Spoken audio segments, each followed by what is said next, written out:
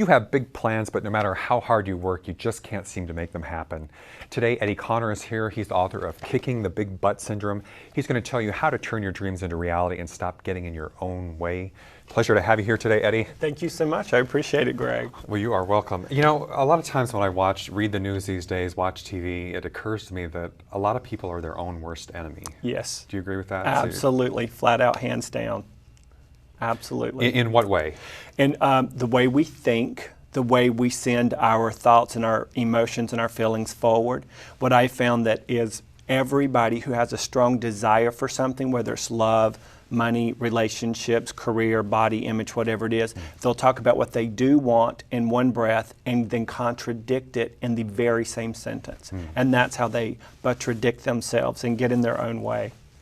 So I want a raise, but my boss will never give it to me, or that's exactly, something like that. That's exactly it right there. And it's such a habitual train of thought, we don't even know we're doing it, and we just keep programming that into our subconscious mind, and our subconscious mind keeps attracting to us more of what we don't want instead of what we do want.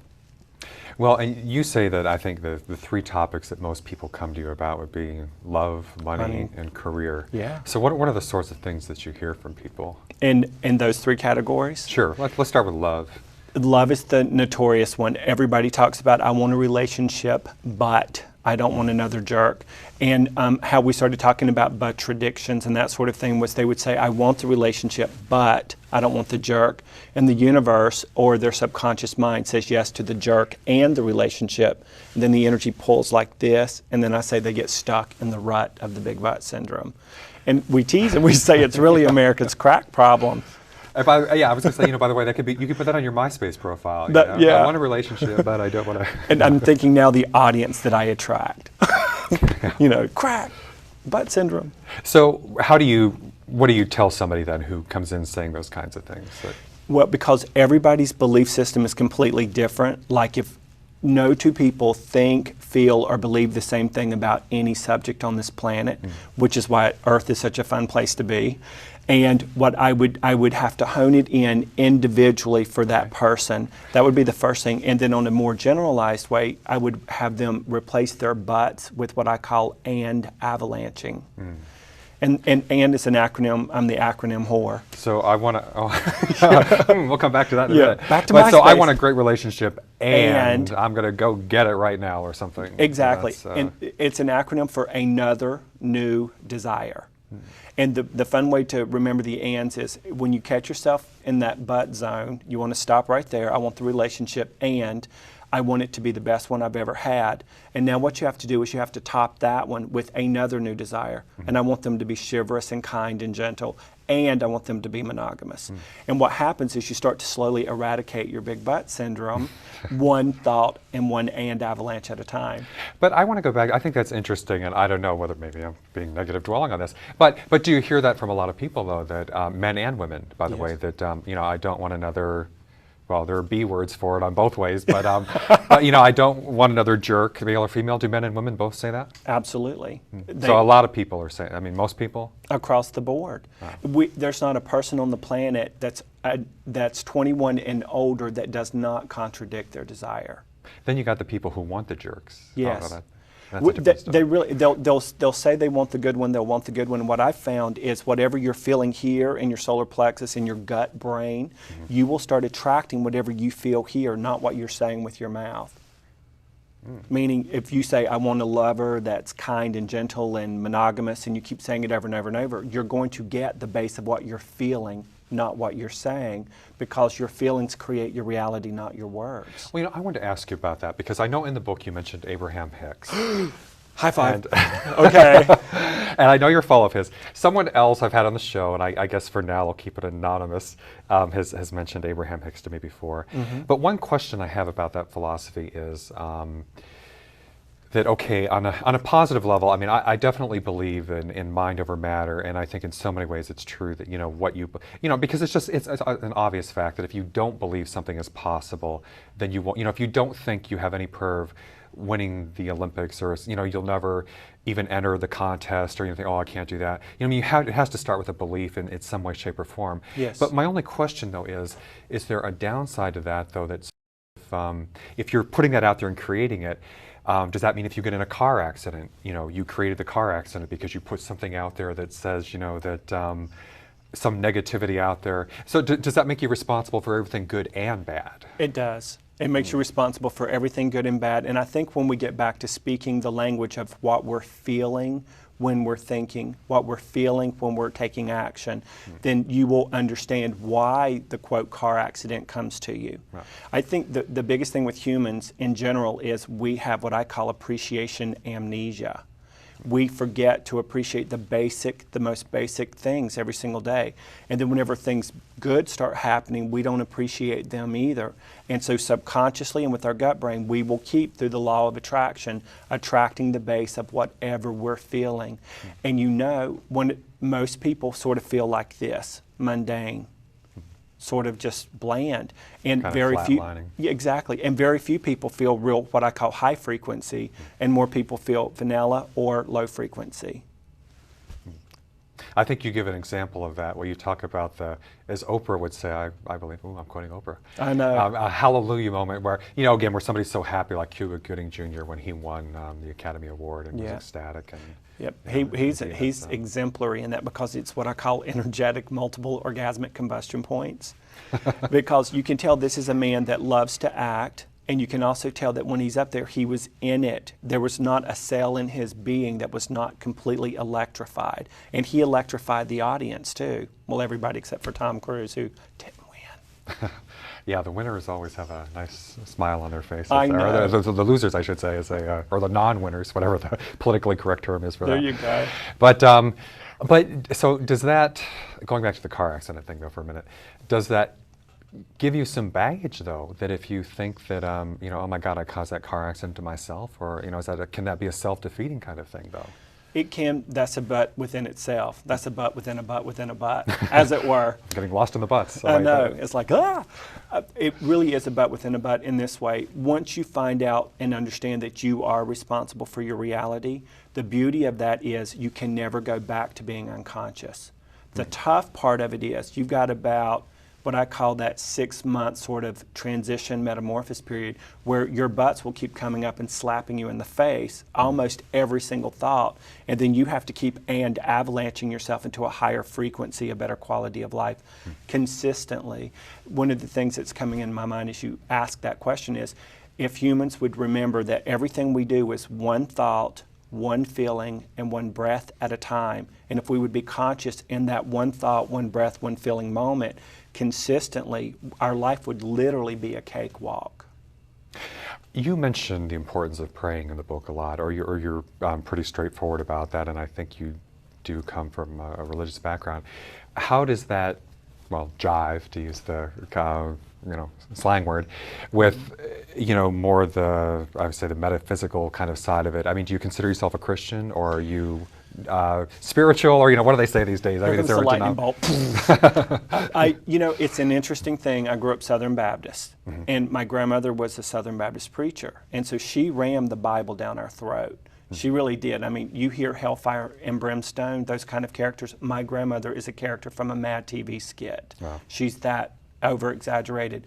And so I grew up being taught that God knows every thought you think, and and it's always negative. It's never anything beautiful and lovely and appreciative. It's always everything bad.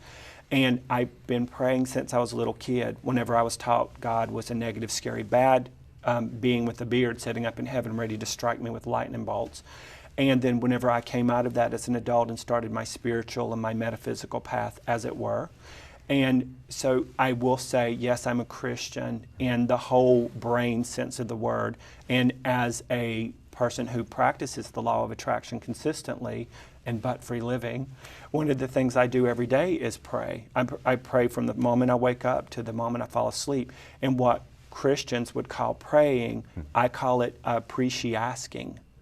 Everything, Which is? Appreciasking is when you appreciate something, you're asking for more things on an emotional level. So if I'm appreciating the $5 bill in my pocket right this second, then I am attracting more money. If I'm appreciating this interview right this moment, I'm attracting the Oprahs of the world too. So it's about being conscious, whole-brained, one breath, one step, one feeling at a time. And when you appreciate something, you're asking for more of what you do want. And when you're appreciating and asking, you just sort of marry those two together and you get appreciate asking. So praying is a form of asking for more through the art of appreciation. We'll be right back with Eddie Connor, author of Kicking the Big Butt Syndrome. We've had more double entendres on this show.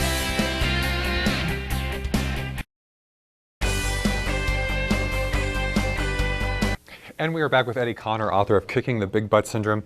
Well, you know, not to, I don't want to say trivialize this, but there's a line that this reminds me of from the Joseph and the Amazing Technicolor Dreamcoat. You know, in that song he says something like, if you think it, feel it, want it, then it's real. You are what you feel, or something. I mean, but is that in a sense the kind of, what's at kind of the core of this, is the idea that, you know, that what you believe and put out there is really, you know, becomes your reality? And it truly is. I'm fascinated that you just said that, because one of the things, that's a perfect example of law of attraction.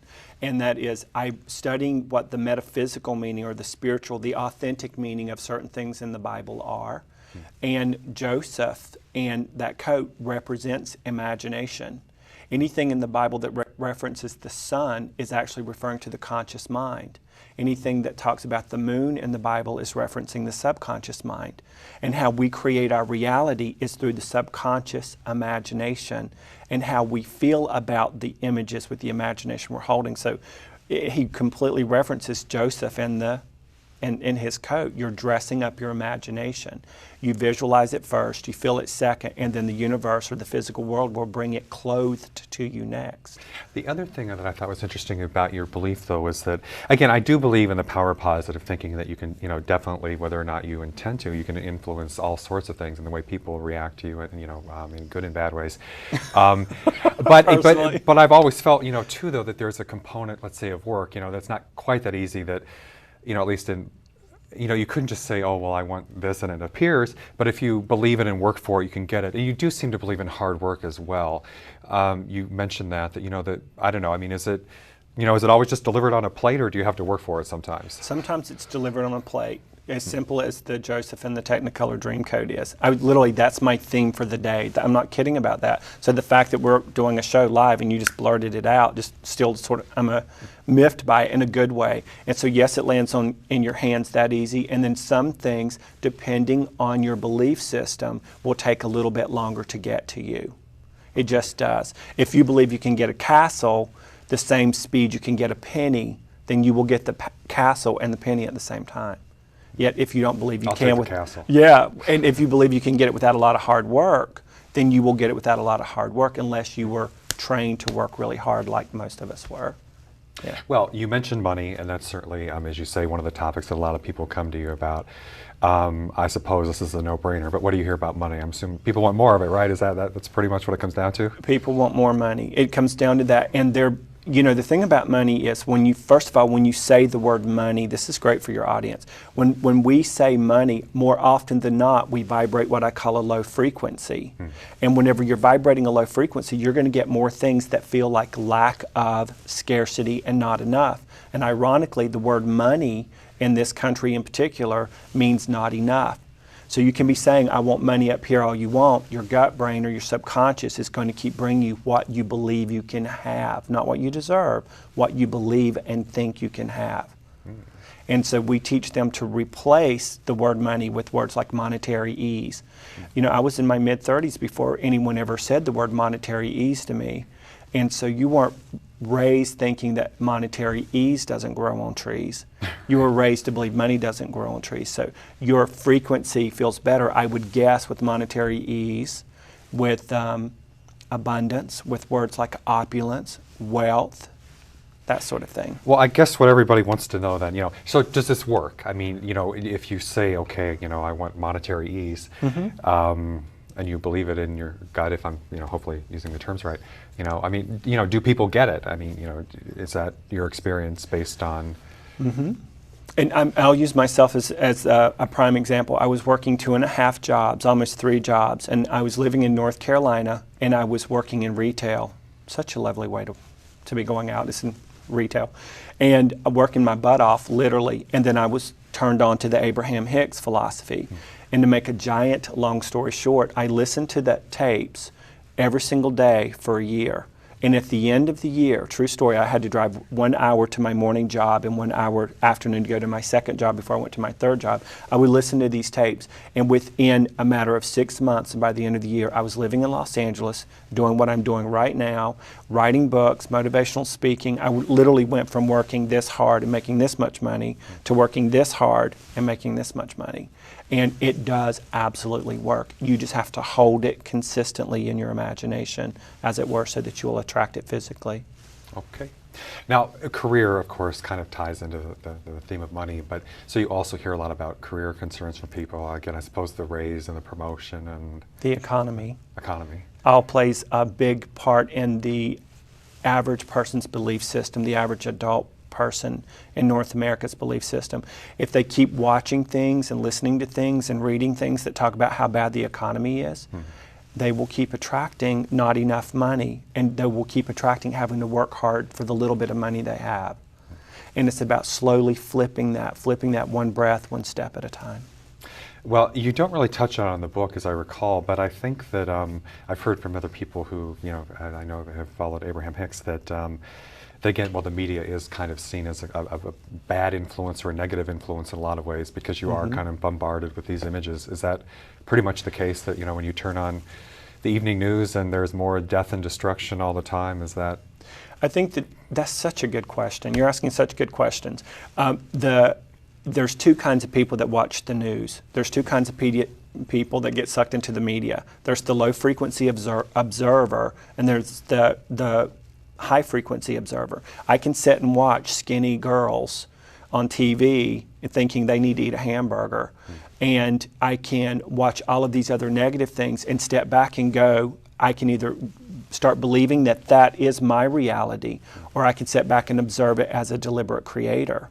And there was a time when I looked at that and I was a victim to it, and that's not the media's fault. It was my perspective, not the media's. And it's my job to hold my own intention, my own imagination, not the media's. As I say, I don't watch much TV in general, but one night I was at the gym and CNN was, not to pick on CNN, but was on TV. And I was sitting, or running on the treadmill or sitting on the bike, whatever, looking up and watching on the monitor. And I thought, God, this is depressing. It was, on the one hand, you want the media to cover serious topics and all this, but my God, it was like it went from child abuse and pedophilia and church scandals to terrorism and serial killers. And I thought, wow, I think I need to get away from the TV for a while. You're exactly right. That was your inner guidance system saying you came in for a pure intention, and the more you were near it and around it, the lower your frequency got, right? Yeah. And so you just felt like you needed to get away. I remember right after 9/11, I flew within 4 to 6 days from that. And when I was walking through the airport, what image, airports and the TV monitors in airports, what image do you think they showed incessantly? Probably either the plane hitting the building or the buildings planes, collapsing. Exactly. They showed the two planes, then they showed the buildings collapsing in the airport, and they could not understand why people were scared to come back and fly. In the airport, that'd be a terrible place to. Yeah, it made that's why even when September 11th was happening, I later, actually several years later, in fact, not that long ago, watched the whole CNN coverage that they had that morning. But that day, I could not continually watch those planes hitting that building over and over again. Good for you. I did follow it on the internet, but people were in a big conference room watching the TV screen, and I couldn't go down there and just sit there and watch that for 10 hours of the planes hitting the buildings over and over again. So it makes no sense, really. It's to get the ratings. I understand that aspect of it, of course. Yet it doesn't make you feel good. When it stops feeling good, stop doing it. We'll be right back with Eddie Connor, author of Kicking the Big Butt Syndrome.